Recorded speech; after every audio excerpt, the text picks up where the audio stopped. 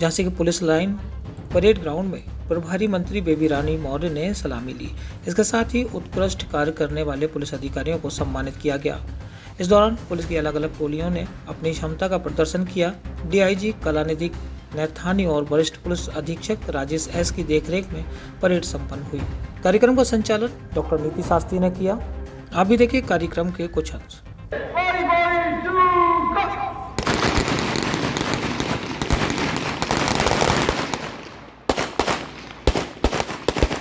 5 और 5वीं टोली तक पहुंचते हुए ये धुन बैंड जो बज रहा है पुलिस के सम्मान में गणतंत्र दिवस पर हमारा ये तिरंगा राष्ट्र की पहचान बना। समस्त नागरिकों को सलामती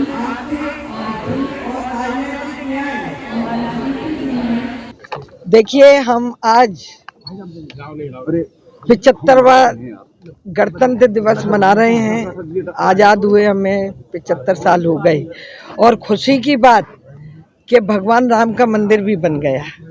हमारा संविधान जो मर्यादा पुरुषोत्तम राम के जो रामायण कहिए या जो उनके आदर्श से उसे लेके चलता है, और आज वही हमारी यशस्वी प्रधानमंत्री जी उसी संविधान को आगे बढ़ा रहे हैं। उसमें दलितों के लिए, गरीबों के लिए, महिलाओं के लिए, वंचितों के लिए, किसानों के लिए, सबको समान रूप से वो कार्य कर रहे हैं। और जो सबसे गरीब है, जो सबसे पीछे खड़ा है, उसको कैसे आगे लाएं, उसके लिए अनेक योजनाएं ऐसी चलाई हैं कि हमारा भारत का हर व्यक्ति, हर नागरिक, चाहे वो पुरुष हो चाहे वो महिला हो, समृद्धशाली हो, प्रगति करे, उनका परिवार अच्छा चले, उनकी जो आगे आएगी संतान जो देश हित के लिए कार्य करे। ऐसे कार्य आज हमारे यशस्वी प्रधानमंत्री और मुख्यमंत्री जी कर रहे हैं। आज आपने परेड में सलामी ली है, एक आपने वाक्य बताया था 50 साल पहले वाला, वो क्या वाक्य था? नहीं, मैं आज थोड़ी सी भावुक विमूर भी हो गई, भावुक हो गई, जिनके आशीर्वाद से आज मैं आज पहुंची हूँ। मेरे ससुर जी यहाँ IPS अधिकारी थे, SP थे, तो मुझे लगा कि किसी समय उन्होंने भी किसी मंत्री को इसी तरह सलामी दिलाई होगी, और आज उनकी बहू खुद सलामी ले रही है एक पुलिस अधिकारी से, तो ये पूरे पुलिस परिवार के लिए गर्व की बात है। जी, थोड़ा एक सवाल है कि भगवान राम का मंदिर बना, ऐसे में जो विपक्ष है वो अभी भी उसको नहीं मान रहा है।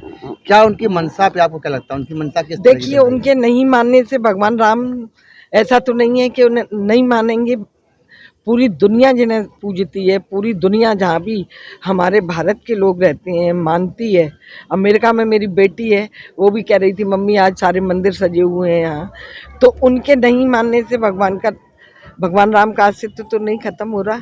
वो नहीं मानेंगे तो नुकसान उन्हीं का है। भगवान सबके साथ हैं, बगैर ईश्वर का नाम लिए हम कोई कार्य नहीं करते।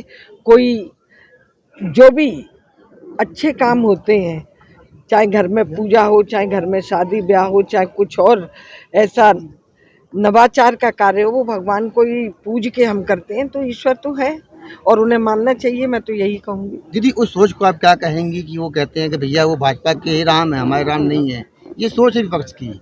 भाजपा के राम कैसे हो जाएंगे? भगवान तो जन जन के राम है।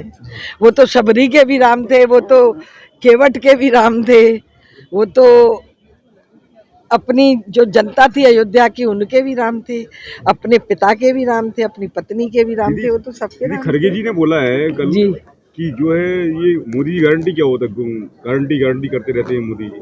मोदी की गारंटी ये है कि उन्होंने कहा कि हम रामलला का मंदिर अयोध्या में बनाएंगे, और आज उन्होंने बना के दिखा दिया, ये उनकी गारंटी है।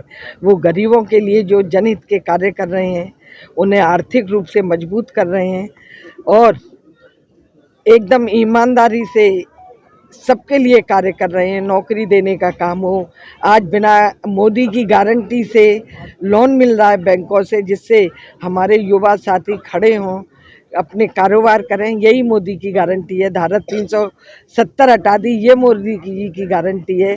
3 तलाक समाप्त कर दिया, ये मोदी जी की गारंटी है। अच्छा, राहुल गांधी न्याय यात्रा कर रहे हैं, क्या मतलब क्या है न्याय यात्रा, किसके लिए? क्या वो तो ऐसे ही घूमते ही रहेंगे। अब असम में बवाल भी हुआ है इसी बात को लेकर के। नहीं, वो तो केवल मुद्दा बनाते हैं और कुछ नहीं करना है उन्हें। और देखिए, वो जो एक खड़ा कर रहे थे अपना विपक्ष का जो गुट, वो भी धीरे धीरे टूटता चला जा रहा है। एक अंतिम सवाल, ममता बनर्जी ने गठबंधन से किनारा कर लिया, नीतीश कुमार भी किनारे की कगार पे लगे हुए हैं, तो क्या इंडी गठबंधन चुनाव से पहले खत्म हो सब जाएगा? जानते हैं कि कांग्रेस अब बिल्कुल जीरो है, कोई उनके साथ खड़ा होना नहीं डूबता जहाज चाहता। है। बिल्कुल।